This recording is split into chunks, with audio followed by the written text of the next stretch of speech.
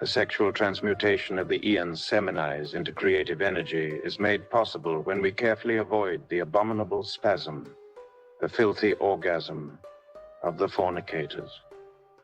The bipolarization of this type of cosmic energy in the human organism was analyzed since ancient times in the initiatic colleges of Egypt, Mexico, Peru, Greece, Chaldea, Rome, Phoenicia, etc.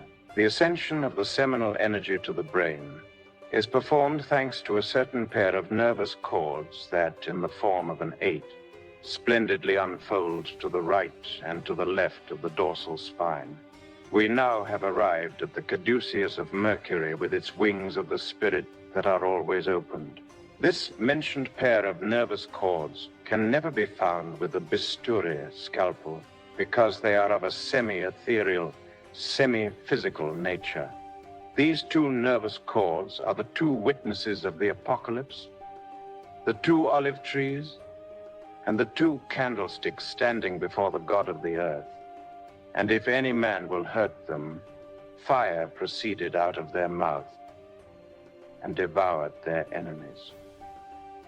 In the sacred land of the Vedas, these two nervous cords are known with the Sanskrit names Ida and Pingala. The first one is related with the left nasal cavity, and the second one with the right. It is obvious that the first one of these two nadis or canals is of a lunar type. It is clear that the second one is of a solar type. Many Gnostic students may be a little surprised to find that although Ida is of a cold and lunar nature, Ida has its roots in the right testicle. Many disciples of our Gnostic movement might receive the news as unexpected and unusual that although Pingala is of a strictly solar nature, Pingala really emerges from the left testicle. Nevertheless, we should not be surprised because everything in nature is based on the law of polarities. The right testicle finds its exact antipode in the left nasal cavity, as has already been demonstrated. The left testicle finds its perfect antipode in the right nasal cavity, and obviously this is the way it must be. Esoteric physiology teaches us that in the feminine sex, the two witnesses emerge from the ovaries. It is unquestionable that within women, the order of these two olive trees of the temple is harmoniously reversed. Old traditions which surge forth from within the profound night of all ages state that when the solar and lunar atoms of the seminal system make contact in the triveni close to the coccyx, then as a simple electric induction, a third force awakens. I mean, the marvelous fire of love awakens. It is written in old texts of ancient wisdom that the inferior orifice of the medulla canal is found hermetically closed in common and current people. The seminal vapors open this canal in order for the sacred fire of sexuality to enter within it. A marvelous combination made of various canals is processed along the medulla canal. These canals interpenetrate each other without being confused. This is due to the fact that these canals are located in different dimensions. Let us remember Sushumna and others, like the Vajra, the Chitra, the Centralis, and the famous Brahmanadi. The fire of sexual enjoyment rises through this last one when we never commit the crime of spilling the semen. It is an absurdity to emphasize the mistaken idea that the erotic fire of all enjoyments undertakes a return trip towards the coccyx after the incarnation of the being, the Jiva Atman, within the heart of the human being.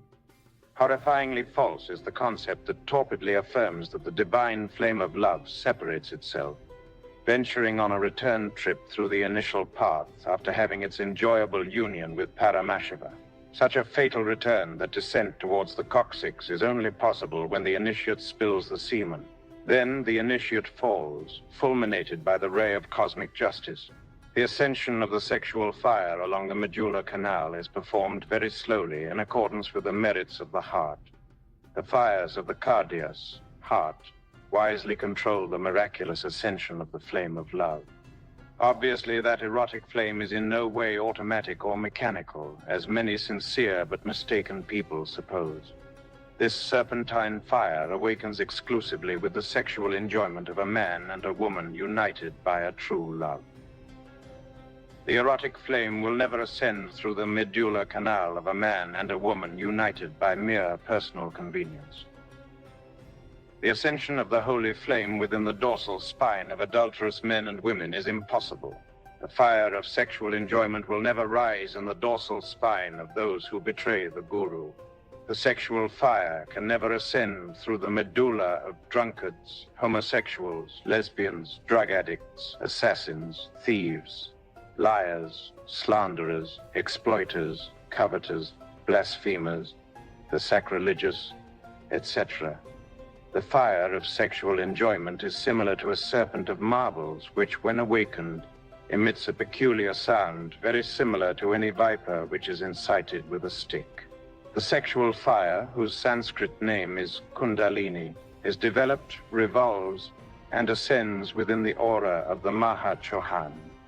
Indeed, the ascension of the flame of ardent enjoyments along the spinal canal from vertebra to vertebra, from degree to degree, advances very slowly.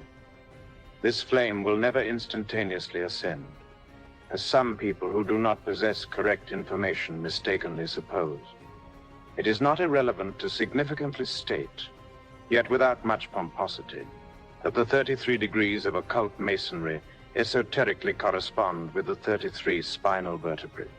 When the alchemist commits the crime of spilling the cup of Hermes, I refer to the seminal spilling, he obviously loses Masonic degrees because the fire of amorous enchantments descends one or more vertebrae in accordance with the magnitude of the fault.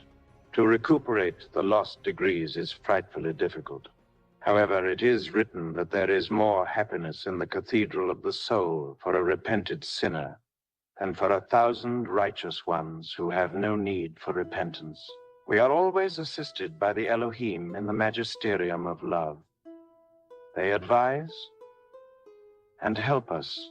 The Adhyatmic University of the Wise periodically examine the aspirants who, after having renounced mammon, intellectualism, and material wealth, wisely enjoy the delights of love in the bridal nuptial chamber. The clue of redemption is found in the medulla and in the semen, and anything that is not through this way, through this path, as a fact, signifies a useless waste of time. The serpentine fire, Kundalini, appears as a snake coiled 3.5 times within a certain magnetic center situated in the coccygeal bone at the base of the dorsal spine.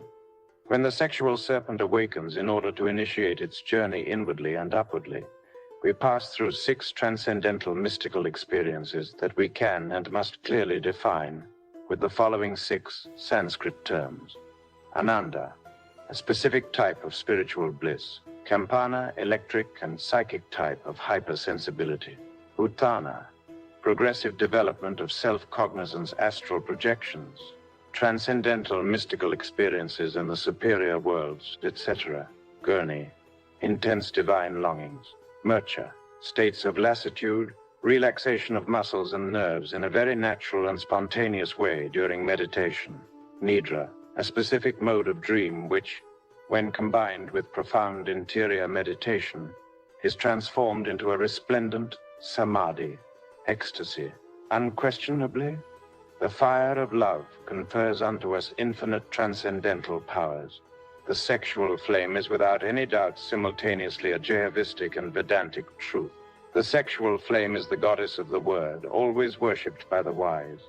When it awakens, it confers illumination unto us. The erotic flame confers unto us that divine wisdom which is not of the mind and which is beyond time. She is the one who gives the mukti of final beatitude and the jnana of liberation.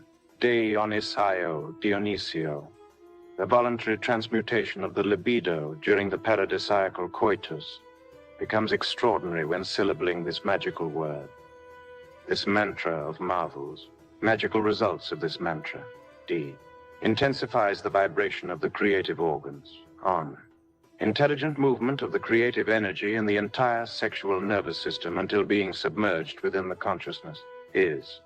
This mantric syllable reminds us of the Isiac mysteries, and to its correspondent name Isis. Obviously, the vowel I and the letter S, when prolonged as a sweet and gentle whistle, invoke the sexual serpent. in order to victoriously rise through the medulla spinal canal. Io is Solda, the lunisolar androgyne. Osiris Isis has sparkled with terrible divinity since the profound creation of all ages. I, with its deep significance, is certainly the phallus, the lingam, the Hebrew or Y-yod. O is the eternal feminine, the uterus, the yoni, the famous Hebrew H-he. I-O, the integral transmutation of the libido, is performed when we intone this last syllable of the magical word during the sexual trance. Thus, this is how the igneous serpent of our magical powers awakens, in order to initiate its exodus along the medulla canal. Obviously, the maternal aspect of the sacred flame, which in a serpentine form ascends through the dorsal spine, is evident.